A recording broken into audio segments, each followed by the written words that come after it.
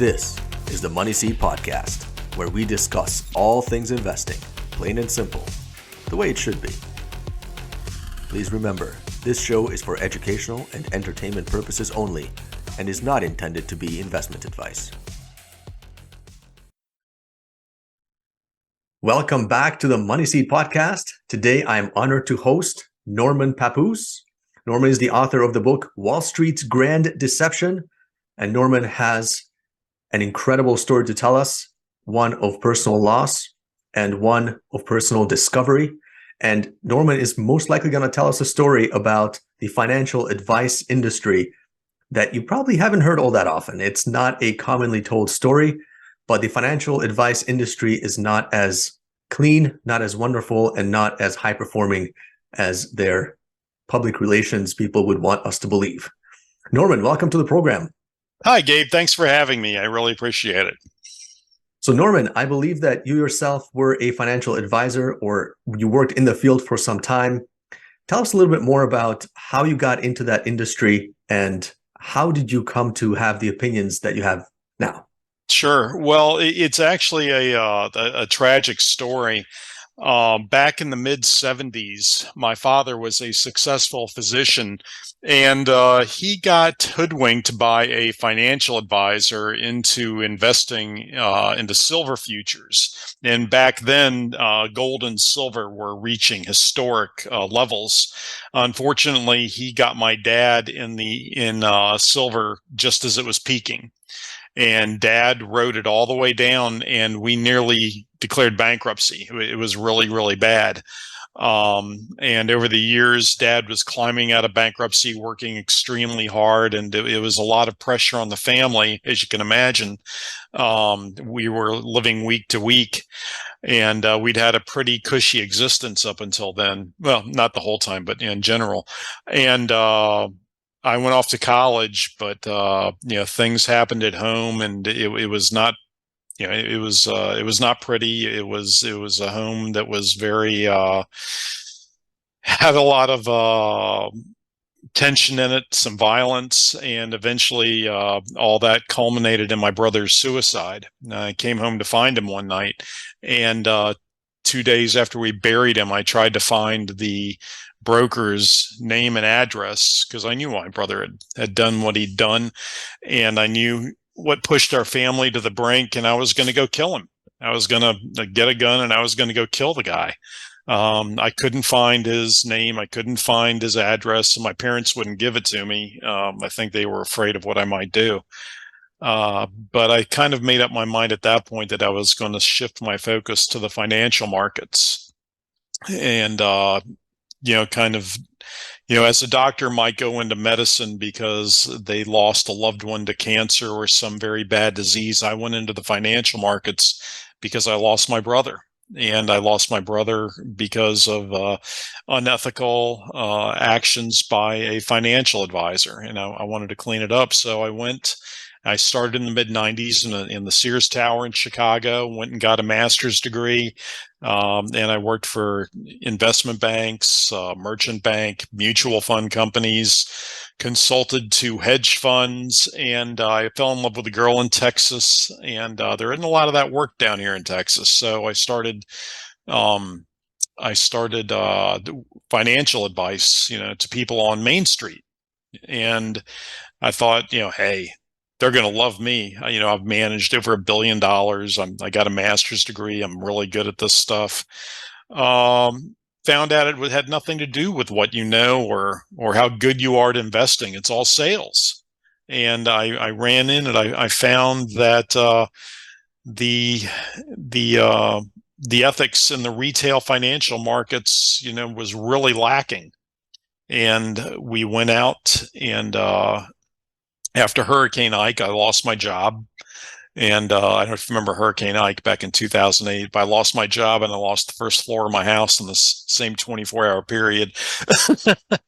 But then we eventually started working on a mobile app to tell people if financial advisors are earning their fees or if the fees are acting as a drag on performance. It's called Financial Advisor Check. And we wrote a book about it called Wall Street's Grand Deception, in which I basically try to tell people that the financial advice industry has a lot of people in it who are more into sales than doing right by their client.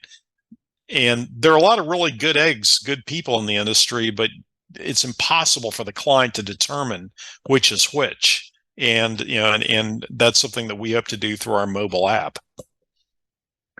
Yeah, and to be honest with you, I've had that similar experience. I believe the first time I spoke with a financial advisor, I was in my mid-20s, and I definitely got into that paradigm without really knowing, right? Because I went to this financial advisor's office, and he was one of those individuals that could speak for hours about prices of oil and the prices of gold. And he seemed, he presented himself as some kind of an expert on the economy, which is all great. Everyone likes experts.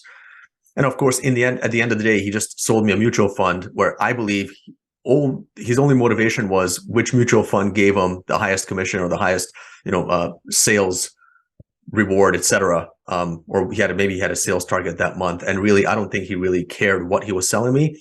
Is just some products have a lower commission, some have a higher commission. Maybe he got something from his management that week saying, hey, this is a product we're trying to sell.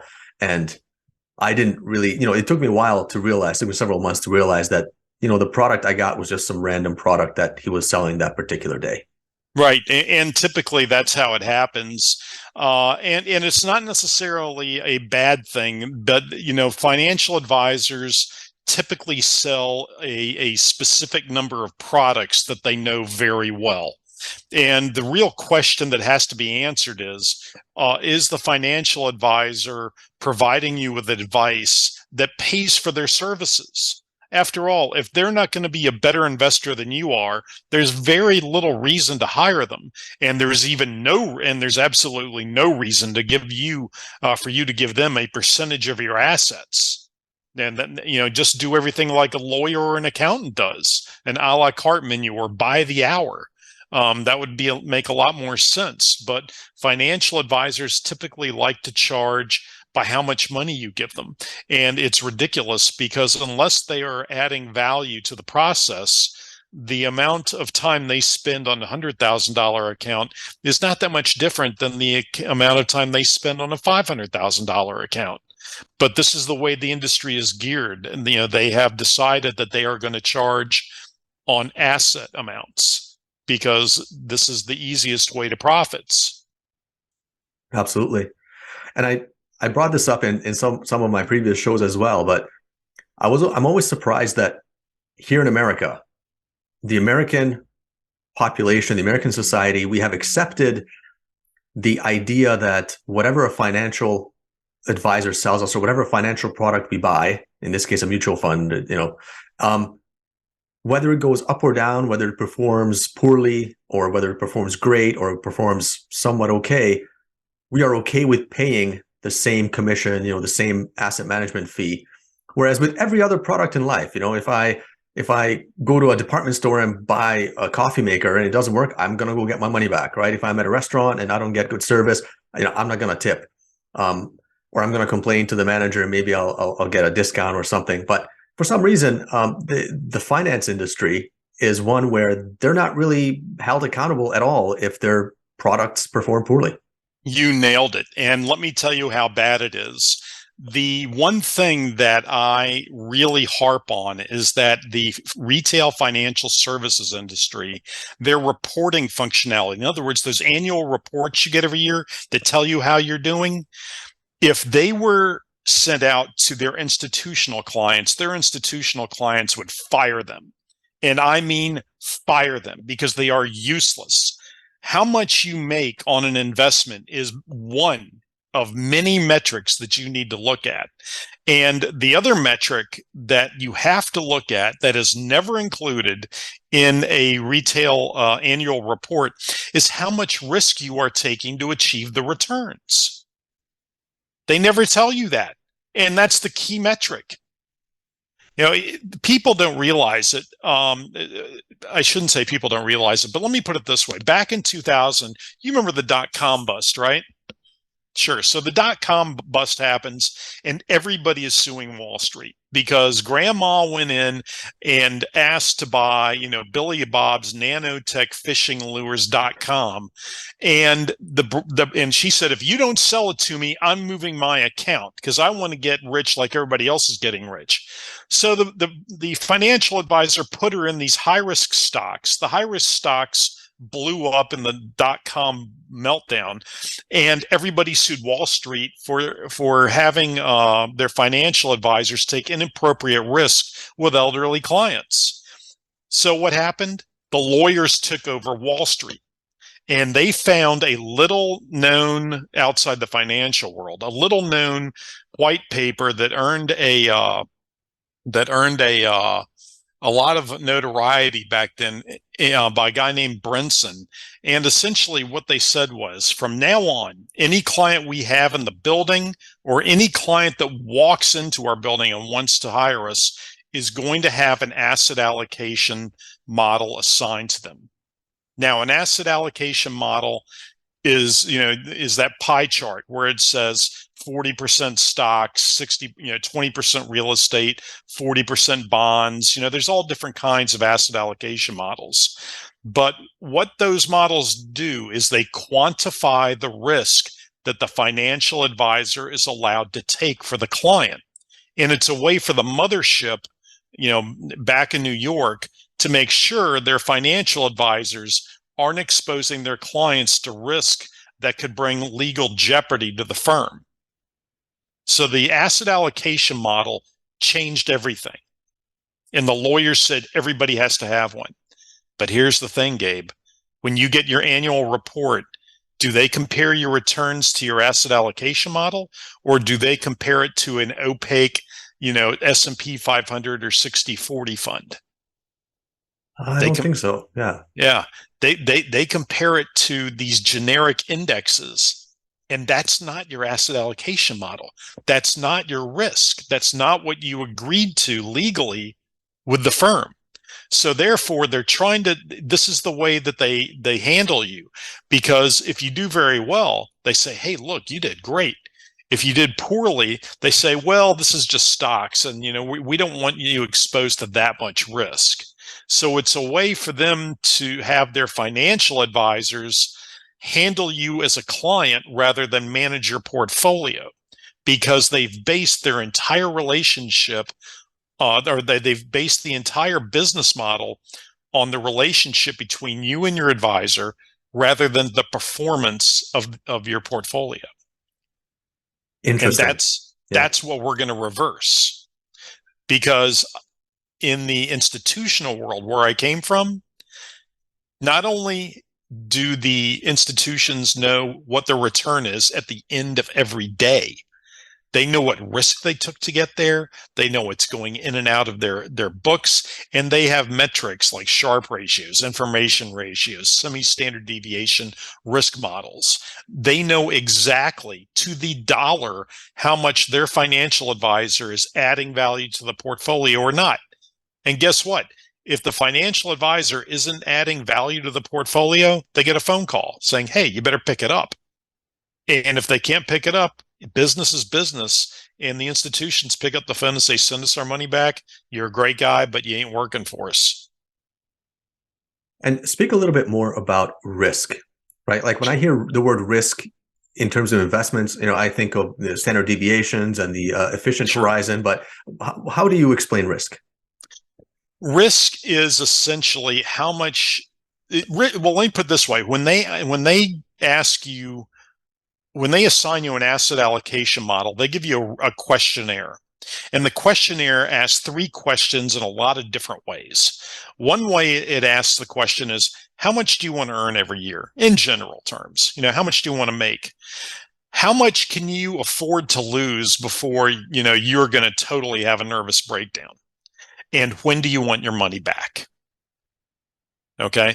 So based on those 3 questions asked a bunch of different ways, they put a pie chart together, and the pie chart represents the volatility of a group of assets that they have grouped together through a computer program. So the least risky and the least volatile security is a 3-month T-bill. Okay? Nothing ever goes up and down on a 3-month T-bill.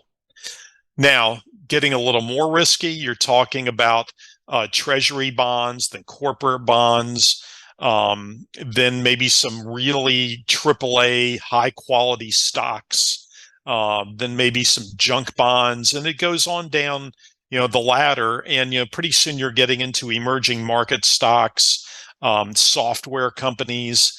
So the more volatile the returns, the more uncertain the returns, the riskier the asset.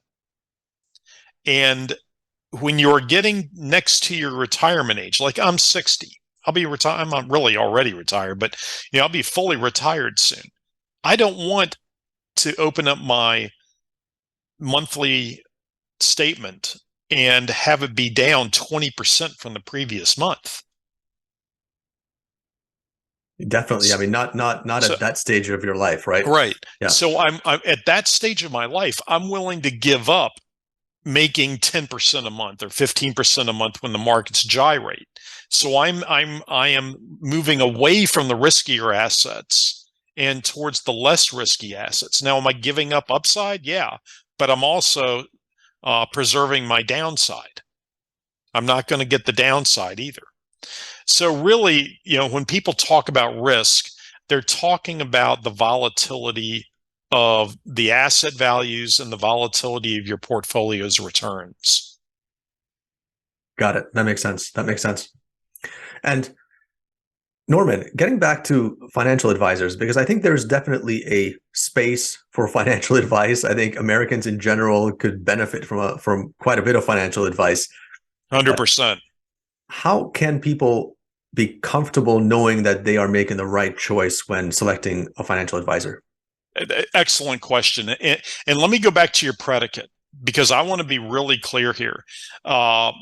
Myself and in my book and everybody in my firm, we say a skilled financial advisor is an investor's most valuable asset. But the next question is the one you posed. How do you know if your advisor's skillful? Now, it's very difficult to hire somebody as a skillful advisor, because there are very few advisors out there that actually have what we call an audited track record that shows people how they do. What's your investing skill? What's your investment track record? And a lot of people think, and a lot of advisors incorrectly say, that they can't tell people because it's not legal. That's not true. Now, you're aware of Morningstar, the mutual fund analysis company? Correct. Yeah. So Morningstar standardized mutual fund performance records. That was their thing. That's what they did. A guy named Joe Mansueto. And you can do the same thing for your accounts as a financial advisor. But guess what? It's really expensive. On a $1 billion mutual fund, it doesn't cost you a lot, because you spread it out over $1 billion. But if you're a financial advisor with 100 accounts, it's prohibitively expensive, but you can do it. And there are financial advisors out there that do offer what we call a GIPS report, Global Investment Performance Standards. And you can have your books audited by professional firms, and you can publish your returns. Not just your returns, but the risk you took to get those returns, just like they do with the mutual funds. But most advisors will say, I have people who are 80 years old and have a very conservative approach to investing. And I have some millionaire 30-year-old tech, titans that want to be very aggressive. So you can't really compare my styles, my portfolios. That's a bunch of hooey. You absolutely can. The math is there. They just don't want to do it. So how do you really determine if the guy or girl you have is skilled? Well, The only way that you're going to get it done if you've been with them for a few years is through the app that we're doing, Financial Advisor Check, that gives you a institutional level portfolio performance report, just like they do to the institutions. And we grade A, B, C, D. But what happens if you're just out there looking for somebody? How difficult is that? And that's a much higher bar. And of course, we're just coming out of the FTX scandal. And there's a guy out there named Kevin O'Leary, Mr. Wonderful, and he's out there saying that he wants regulation this and he wants regulation that. Well, I have very close friends who do due diligence for pension funds, hedge funds. I know one person that turned around to their fund of hedge funds and said, do not invest with Madoff because we can't confirm, he can't pass due diligence. And they passed up on Madoff. And 2 years later, kablooey. Mr. Wonderful failed his due diligence. So how can the average investor perform their due diligence? So let me give you a couple of bits of advice here. The first thing is, and this is going to be really intrusive, but you're dealing with your money. Okay, this is your nest egg. And if they don't like the way that you complete your due diligence, move on. There are a lot of other fish in the barrel. But the first thing you're going to do is you're going to ask them for their academic record. Okay? And there are services out there that will provide you a sealed record to be sent to you. And I think they can do it digitally over the email as well, that will show what the advisor took in college and what his grades were, his complete record. And that might sound intrusive, but hey, you're hiring this guy. And I guarantee you when he applied for the job he has now, he had to provide that. So that's the first thing I would do. Now, if this guy is a C student, do you want him investing? If he's young, I'd say no. But if he's been around for 20, 30 years and he has some good references, maybe it's okay. But I would still make sure that they had some, really deep background in economics, finance, mathematics, something. I saw a kid the other day on LinkedIn, and I took a screenshot of it. I'm not gonna embarrass him. But he had worked at an alcohol distributor. He had worked at a bakery, and he had worked as a delivery truck driver. And his next job is as an investment advisor trainee at a really big name on Wall Street. Now, what possible life experience could this kid have, that you would give him your investment money?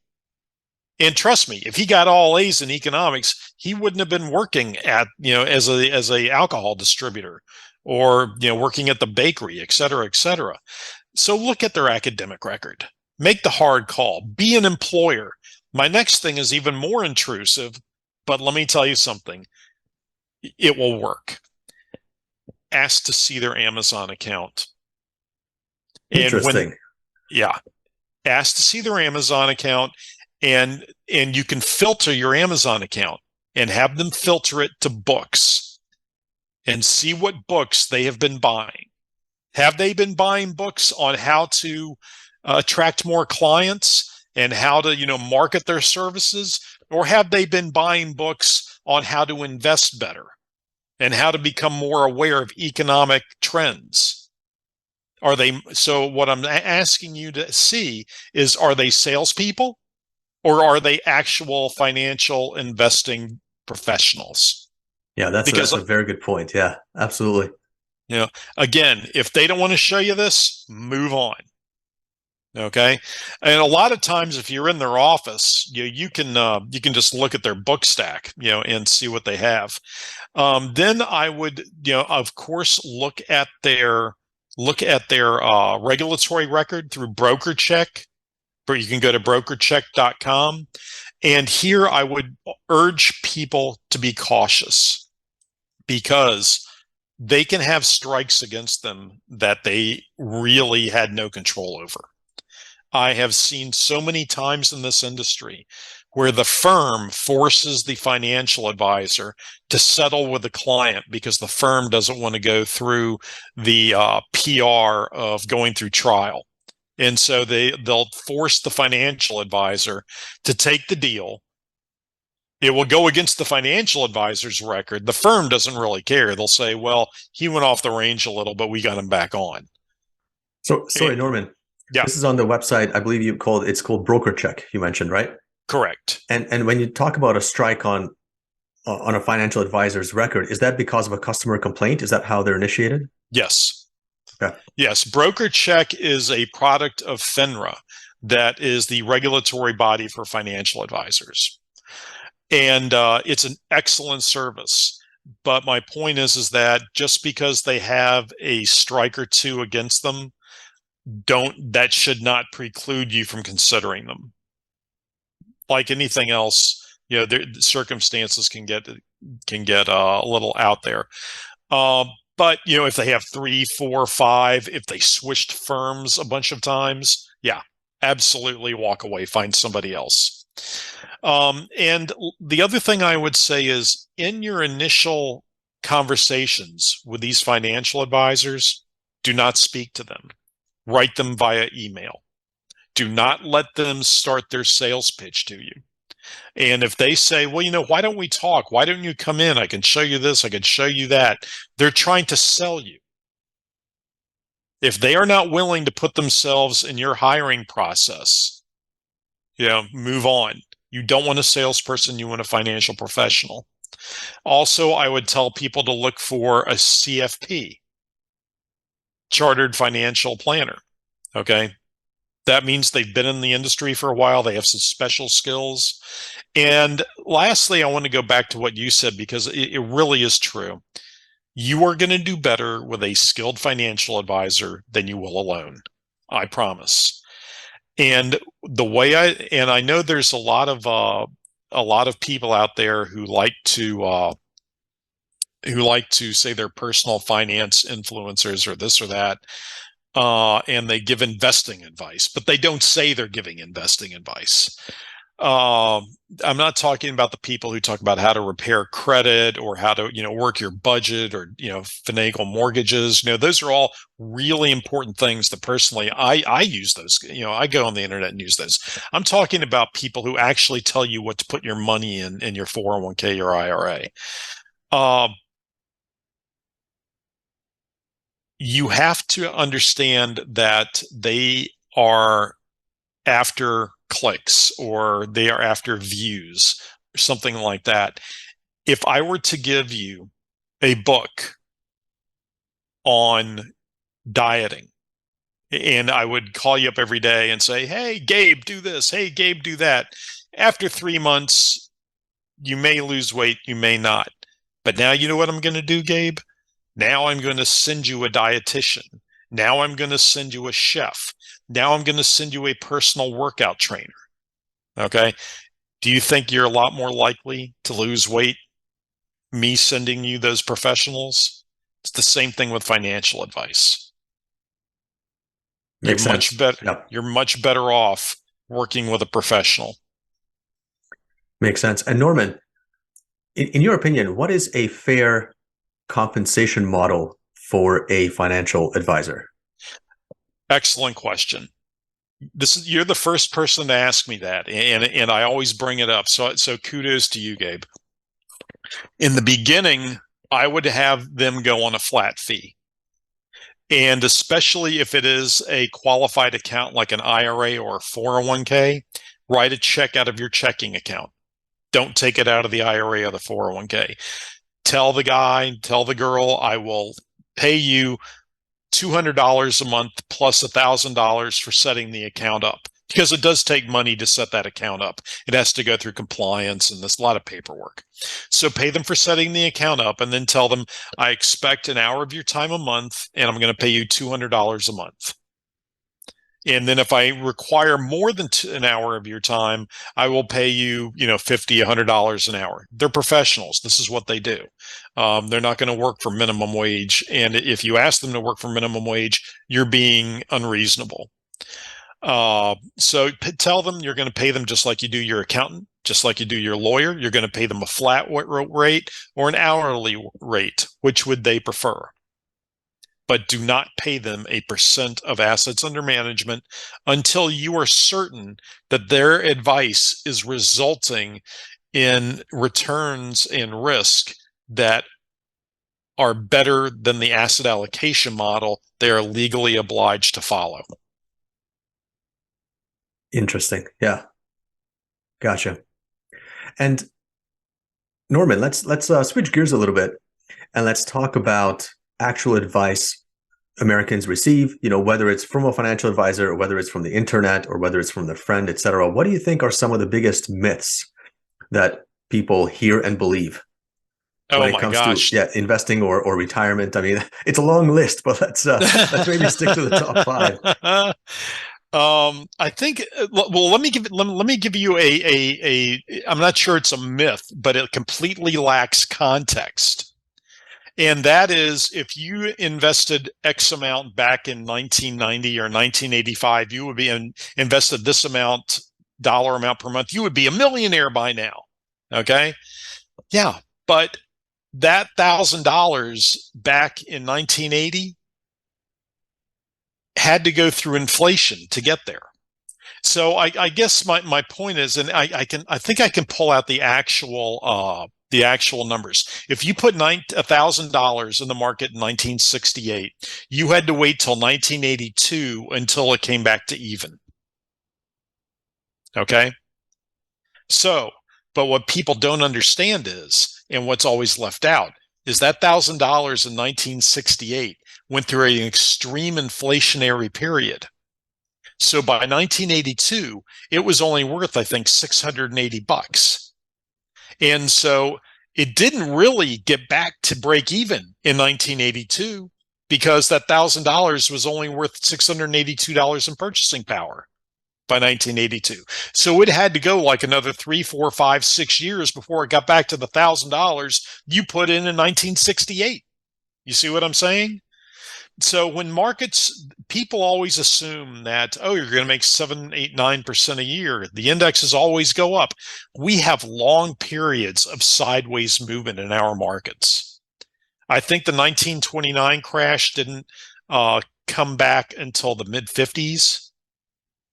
And 1968 went sideways until 1982. I mean, imagine you retire in 1968 or 1972 or 1973.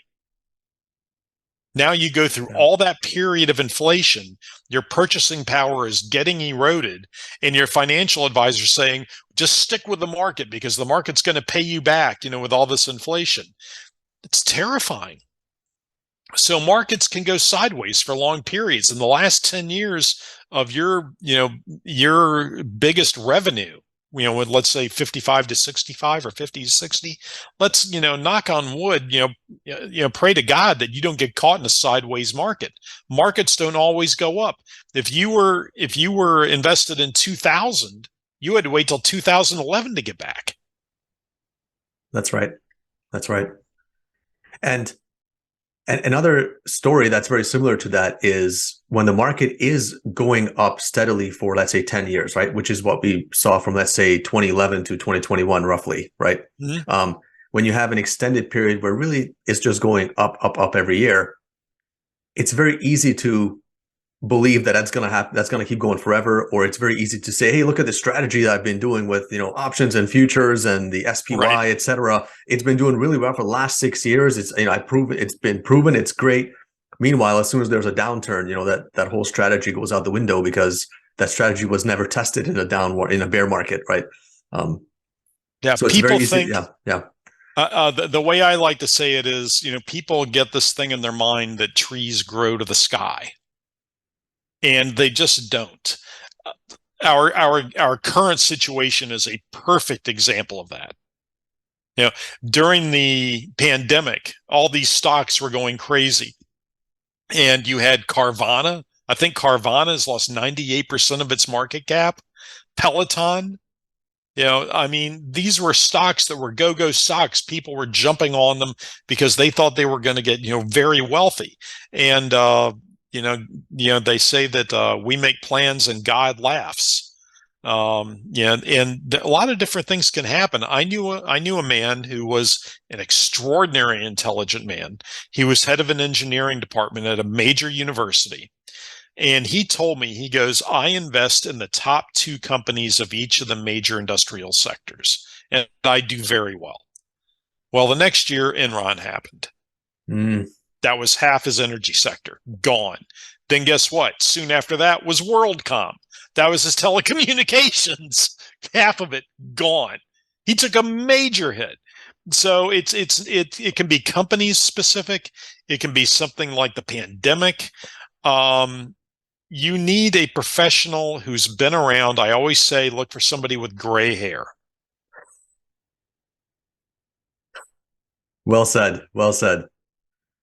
Quick question, Norman. If somebody's in their 30s and 40s and they're good with spreadsheets and they want to start doing projections of, say, what their portfolio will look like in their 60s, etc., what do you think is a reasonable long-term growth rate that people can use in their forecast? Just a few minutes ago, you kind of mentioned that the markets tend to go up 7%, 8%, long-term average, this and that. But what kind of a number would you feel comfortable using? Yeah, you always want to be a little conservative, but yeah, 7%, absolutely. And I would also tell people who are mathematically inclined like that, be careful, because I've been around a lot of traders. I've been around traders, who throw around millions of dollars a year, and I've been around traders who, just buy a stock a day here and there. And sometimes your hubris can get in the way. It's very difficult to beat the market. It can be done, but it's done more successfully on a longer time frame than a shorter time frame. And Norman, are there any particular investors or industries that you like to follow, or that you have that you have a high appreciation Yeah. of? I was at a party this past weekend down in South Padre Island, and a lawyer, one of Houston's bigger lawyers, cornered me, and he started asking me questions, and he asked me that exact question. And I told him that the people you see on TV or the people you hear aren't really the people you listen to. The people you want to watch or listen to are the people who have the best guests on. Okay. And so I'll give you names specifically. Consuelo Mack. She has a weekly PBS. She has the who's who on there. I mean, she really has the who's who. I record it every week. You have Jim Grant of Grant's Interest Rate Observer. Okay, he's been around forever. Awesome analyst. And again, he knows everybody and interviews the who's who of the financial sectors. Who else? Maria Bartiromo of Fox, CNBC has some on. I would say that, look out for the people who get the big interviews. And these people who they interview, they're not going to hold back. They want everybody to do well. And so they're going to give you the honest truth.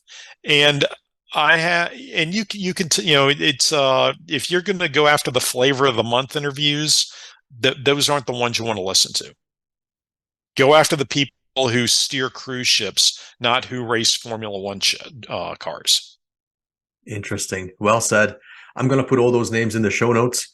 And Norman, let's talk a little bit about your book, Wall Street's Grand Deception, and what kind of message does your book have? What kind of stories can people find in your book? It's a very personal book, and I got to say, I'm getting a lot of really surprisingly good reviews out of Amazon, and I don't like to toot my own horn very much, but I'm really proud of it. I really am. I opened the book basically trying to explain to the reader that the reports they get from the financial advisory industry are insufficient. And if they think in the back of their minds that they are, that when they look at these reports, are these any good? Well, there's a study I show in there, and it's not a small study. It's a large study that says 40% of all affluent investors believe that a third party would get different results if they had to produce the report. And 72% say that they would use a third party reporting service to ensure the accuracy of the annual report they get. Wait, Norman, let me stop you right there. Yeah. I find that a bit shocking because to me, as an outsider, a little bit naive, I'm thinking, how can anybody get different results? I mean, I buy security A on February 1st, I sell security B on September 10th, and we know what the price was on that date, we know what the price of that security was on that date, etc. How can people get different results from that data? To me, the data should be very clear and unambiguous. Your returns are absolutely accurately presented by financial advisory firms. Okay, what you buy, what you sell, how much you made, but how they compare those returns to a broader index or your benchmark differs greatly. And typically they assign benchmarks that have little semblance of a risk profile to the risk profile that you agreed to. And I'll give you a trick financial advisors do. Financial advisors will print out a 1-inch thick performance report. Okay. And you'll walk in and they'll hand it to you. Now, most people are unsophisticated. They look at a 1-inch thick performance report. They go, look, I'm not here to, this gives me nightmares of going back to college and statistics. And they look at the financial advisor, and the financial advisor knows what's going to come out of their mouth. Their client, after they hand them this big performance report, is going to look at the financial advisor and say, just tell me what's in it. I don't want to have to study. I don't want to have homework. And what's the financial advisor going to say? We're doing really good considering market conditions, or market conditions have been tough, but don't worry, just stick with it. We'll get better. Nowhere in these annual reports do they tell you if your financial advisor added value to your portfolio the same way that the institutional investors would receive reports that say financial advisor A from Goldman Sachs, who's managing $20 million of a small cap growth fund for you, added 25 basis points to the returns this quarter. So the guy Goldman Sachs is doing right by you. You have no idea if the guy down the street, your financial advisor that you're paying, if his advice is actually adding value, or if you should just get stuck in index funds, which are going to save you 1% a year. One of the studies I have in the book talks about, somebody from your neck of the woods up in Canada, a professor. And do you know that they estimate that fees cost the final nest egg before let's say you start investing at 25 and you're out by 65. Fees will eat up 25 to 37% of your final value of your nest egg.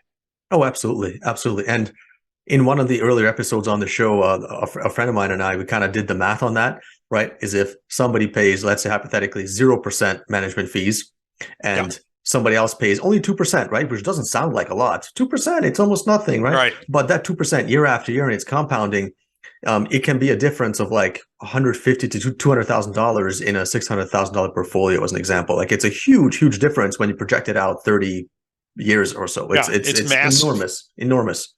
Yeah, you're absolutely right. It's massive. And but on the flip side, if the advisor's skilled, if he can take you out of the market at perilous times, for a month or two, or just de-risk your portfolio for a few months, at the right times, they can add value and recoup their fees easily. Norman, And that's who yeah, you're after. I have to ask you a quick question there because I think you touched upon something very interesting. When you mentioned that a financial advisor can de-risk the portfolio or can make moves, typically speaking, I believe, and this is where my question is, I don't know what the particular laws are. Can a financial advisor make changes to my portfolio without my approval? No. Okay. So in this case, what you're referring to then is that financial advisor would call me hypothetically and say, "Hey, Gabe, you know what? I'm a little bit worried about what's going to happen with this Fed announcement next week. Maybe we should make the following changes." Is that what you mean? That is correct. Okay. Now, some advisors will have, and this is particularly true with advisors that have a performance track record that's been audited and verified. Some advisors will demand authority to move your money in and out of one or two funds, but it will be very, how do I call it, documented, the funds he takes you in and out of. So, and typically it's only two or three. They'll say, well, we'll either be in fund A, fund B, fund C, or we'll be in cash. And these advisors have to do that, have to ask for it, because they don't want the investing decisions of the client impacting their verified track record. Makes sense. Makes sense. That's right. So if they have a verified track record, they are going to ask for the right to move your money around, and it will be within extremely tight parameters. But you can't blame them, because some of their clients might say, no, we want to do X instead of Y, and it impacts their track record. So it's, they have to ask for that ability. But 99% of the time, no, they cannot move money around without your say-so. And I know some I've gotten calls from friends and family detailing some horror stories about that, but it's rare. It's rare, but it does happen. And if it does happen to you, the first thing I would say is ask them to put everything back the way it was, and everything will be okay. And if they refuse, or if it doesn't happen, or if they give you an excuse why it can't happen, put the phone down, call a lawyer. Go from A to Z. Do not, because at some point they are telling you that they moved money without your permission, without your knowledge.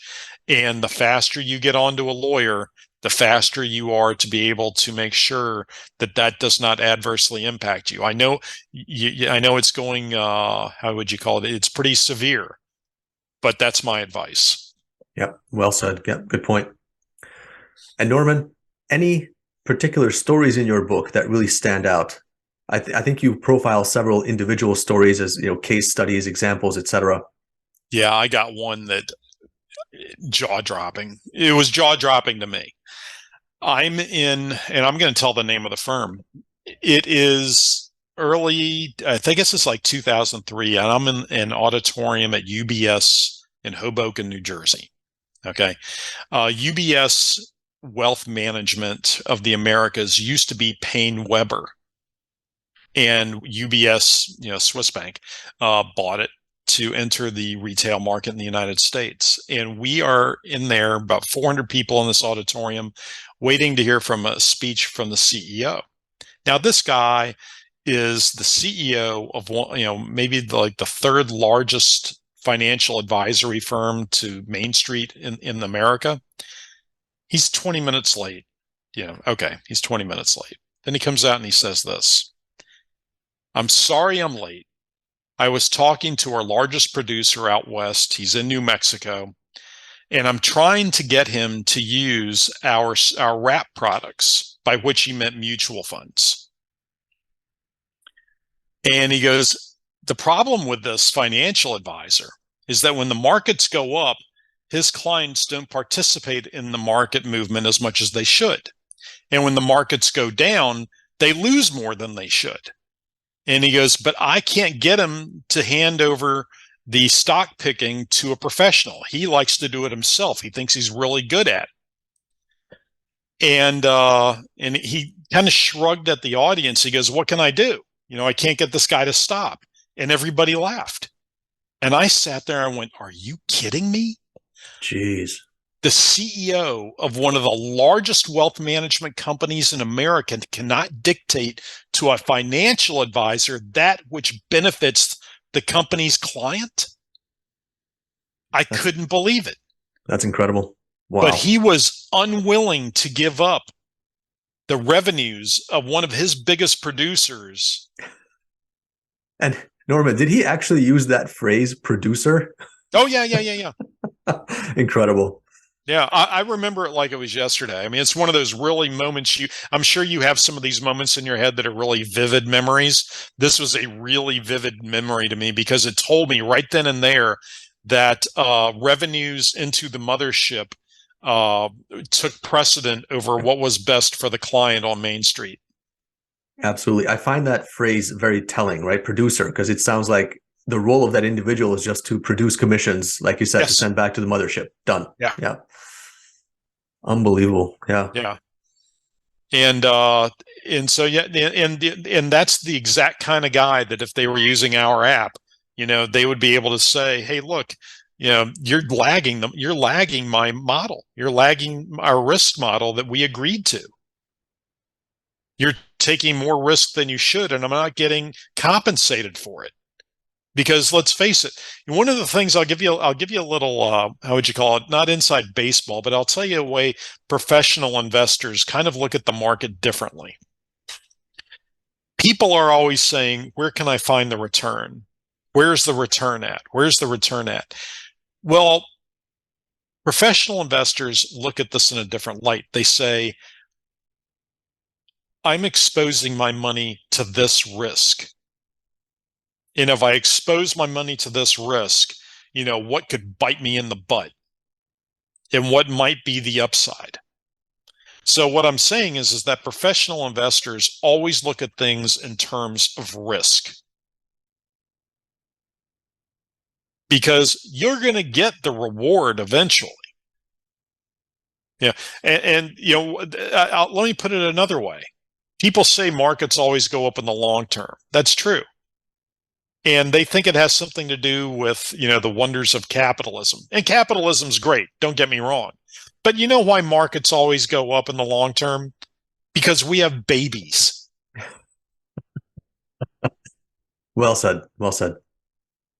Populations grow. If populations didn't grow, hello? Yeah. And hey, look, Japan is the perfect example, right? The Japanese market, stock market peaked, I think, in the 90s and hasn't recovered since.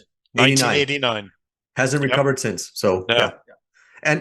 And I think most likely it's because, they have a population decrease there and a bit of a demographic bomb coming. But you're right. I mean, as long as the American population keeps growing, I think our economy will do okay. Mm-hmm. Yep, I agree. Speaking of which, Norman, no one has a crystal ball, but do you have any particular personal outlooks on the economy over the next 12 to 24 months? I'm terrified of our national debt. I am completely terrified of our national debt. That doesn't mean we're going to go into a depression, but I would tell everybody, I don't care if you're Republican, I don't care if you're Democrat, I don't care if you're Libertarian, the government has to stop spending more money than they take in. I wrote an article about this a while back, and I was really surprised. Do you know the last time we paid down portion of the national debt?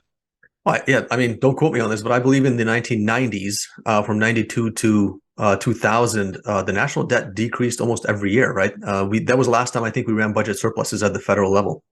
1957.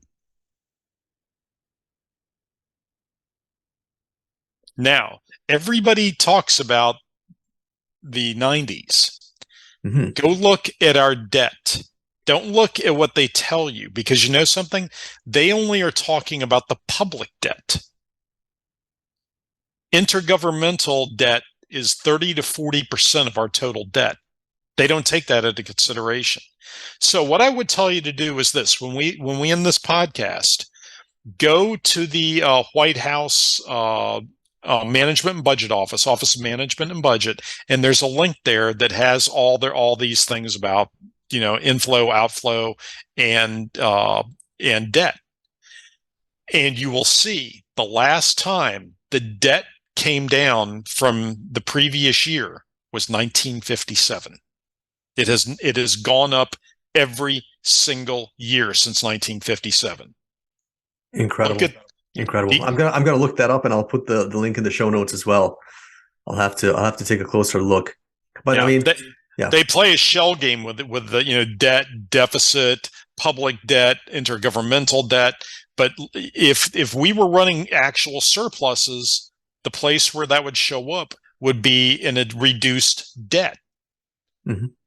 And even if we are not paying down the debt, even if we just bring the deficits down, even let's say if the deficit is zero, we're not paying down the debt, but at least the economy keeps growing. So our debt to GDP would improve. Right. Yeah. So Gabe, here's the crazy thing. And this is the thing, if I scared the heck out of people, that's great. But let me give you the upside. Let me give you the smiley face on all this. Even though we're not doing real well, we're doing better than everybody else as a nation. We're doing much better than Europe. We're doing much better than anybody in the Asian or sub-Asian continents. We're doing much better than South America. So people say, "Oh, what's going to happen to the dollar? What's going to happen to the dollar?" And where else are they going to go? Where else are they going to go? So we are really the world's life raft. It doesn't mean that we might not see some dips, some hard times. At the end of the day, the ingenuity and the resilience of the American worker and the American economy is the envy of the world. Absolutely. And now we have some manufacturing coming back to America. So I think you're right. I think long term we'll be okay. I agree with you as well. I think hopefully the deficits will come back down to sustainable or normal levels. Another quick question for you is, what do you think is going to happen to Social Security? Do you see that program undergoing any fundamental changes now that Social Security has gone negative, in the sense that outflows are now greater than inflows for the first time in history? I don't know what they're going to do, but I'll tell you something that's really interesting. If you go on to the Department of Justice, just like a Wikipedia, they have terms, and one of them is Ponzi scheme. And if you read the Department of Justice's definition of Ponzi scheme, it fits Social Security, because you're paying out today's income. You're paying that out to previous investors as return on their initial investment, and it's not. And I wish I knew the definition off the top of my head, but I don't. But that's the funniest thing in the world to me. Eventually, I think all of this is going to get means tested, meaning that they are going to start paying people out or on Social Security and Medicaid and Medicare, I should say, dependent on what their total wealth is when they hit 65. I think that's the way it's going to go. And I think that they're going to have a significant portion of the American population who are going to be excluded from Social Security.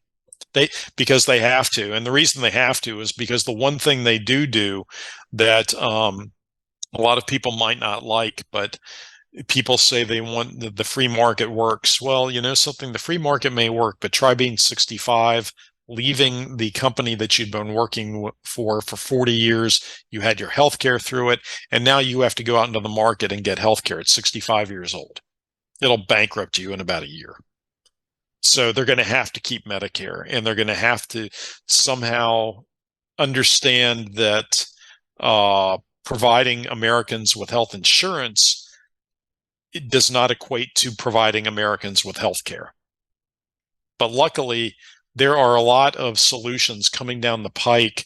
I think Walgreens is doing some things that are really cutting edge. Private industry is finding ways to create efficiencies in healthcare Can we adopt it? You know, and how political is it going to get? I mean, have you seen how big the healthcare sector has gotten in the last 30 years? It's grown like a weed. Absolutely. Yeah. I think I saw a chart a while ago that said over the last 30 years, the two things that have increased the most in cost out of all the things that Americans consume, I think one was health. Number one was healthcare. Number two was college tuition. Those are the two Yeah, things that have increased the greatest in absolute cost. right. And we're not dying any older, and we're not getting any thinner. So somebody's Yeah. explained this to me. Yeah, it's incredible. Um, different topic here, Norman. Getting Mhm. back to the financial advice industry. Right now, I live here in Silicon Valley in the San Francisco Bay Area, and here a big topic here is fintech. Do you think there is room in the financial advice industry for a lot of these new startups in the fintech space that are trying to use computer algorithms and artificial intelligence to help people balance portfolios and manage risk? Do you see that as being a viable solution? That's a really interesting topic, and I actually lead a monthly fintech meetup here in Houston at a place called the Ion, which is, there are two or three major entrepreneurial centers in Houston, and the Ion is one of them. And I was honored to ask to lead the fintech meetup. So I have spoken to a lot of people in the industry that really don't know a lot about technology. And by technology, I mean code and code development. And I've spoken to people who know a lot about coding and AI. So far, the success has been minimal. And I think the reason the success has been minimal is because in order to really understand how returns are made that will justify the investment, you have to shrink the investment time horizon. And so instead of decades, you're looking at weeks, months, typically less than a year. And those are extraordinarily difficult to predict. Now you have the people who are who have the broker dealers who trade 10,000 stocks per millisecond, off the exchanges. They're making a ton of money, and they always have. But from what I understand, there's also legislation coming down. When I think of fintech in the traditional sense, I'm thinking more of of something outside the DB Shaw model. I'm thinking of something, at the Goldman model or a Merrill, something that institutional investors can use, something that retail investors can be marketed to. And in the long term, let's say for a retail investment portfolio, I haven't seen efficiencies that give AI an edge because I just think it's too long a time horizon. Interesting. Yeah, very interesting. And on the shorter time horizons, it's difficult for AI to take into account all the inputs that can affect a market. And I'll give you a great example. I was a mutual fund manager once, and I was trying to exit a position at the end of the day. We had somebody who was taking out a lot of money. And so I was sending in, I think, like 25 S&P contracts at a time. And that was quite a bit of money. And the market just kept tanking. And I just could not get out of it. I mean, it was just like, and I had to raise the cash that day. And it was going against me strongly. And I found out that Merrill Lynch had somebody on the other side who had like an order 5 times my size. Now, no AI is going to understand that. It's circumstance. What do you do? What do you do when an FTX all of a sudden, the banner comes across the bottom of the screen, FTX declares bankruptcy, or Madoff arrested for bilking all his clients out of their money, or Enron is a big Ponzi scheme. How is AI going to grab that efficiency? It's hard. It's really hard. And at some point, AI may give an advantage. And, at that point, it's, whose AI is better. Do you remember, did you ever see the movie, not the TV series, but the movie MASH? No, no, I have not. Okay, so it's about a medical unit that's set in the Korean War, and there's a football game between two of these units, and they go, hey, you know something? That guy who's an anesthesiologist back in Tokyo, he used to play tailback in college. Let's get him up here, and so they recruit him up there. They say we need an anesthesiologist, so he comes up there and he's knocking over everybody on the field. And then all of a sudden, the guy on the other team goes over to the coach. He goes, hey, you see that guy? That guy is such and such. He was an awesome tailback in college. We're going to have a tough time stopping him. And then the other coach starts yelling, and he's like, you da da da da. And he goes, what's happening? What's going on? And they go, oh, well, their ringer just spotted our ringer, and now they're upset that we have a ringer too.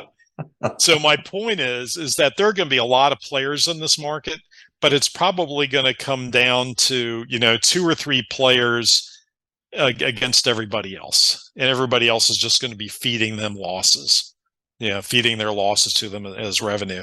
So how good are you? It's really going to come down to, who has the better mousetrap. But I don't think we're going to see that for quite some time. But I think that's eventually where it'll go. Fascinating, fascinating. Norman, thanks again very much for joining our show. One of the questions I like to ask toward the end is, do you have any personal favorite books, for example, or individuals that you like to recommend in this space? Oh, wow. Okay, well, I would tell you anything by Jim Grant I would read. There is actually, let me stand up here. I got a couple of rows of them here. Four Pillars of Investing is excellent. Let's see, golly, I wish I didn't need my glasses. The Great Mutual Fund Trap, I thought was really fascinating. And that was done, quite a while, but the lessons still linger. I would say that some of the classics are still the good ones. And I would say Where the Customer's Yachts, Manics, Panics, and Delusions of the Crowd. There's one that I listened to Audible a lot, and there was one I just listened to about 4 months ago that's destined to become a classic, and it's called The Psychology of Money. And that one's new, and that one, I think in 50 years they will still be recommending. The other one was Fooled by Randomness by Nassim Taleb. Who else? And of course, but you got to read Wall Street's Grand Deception. That's good.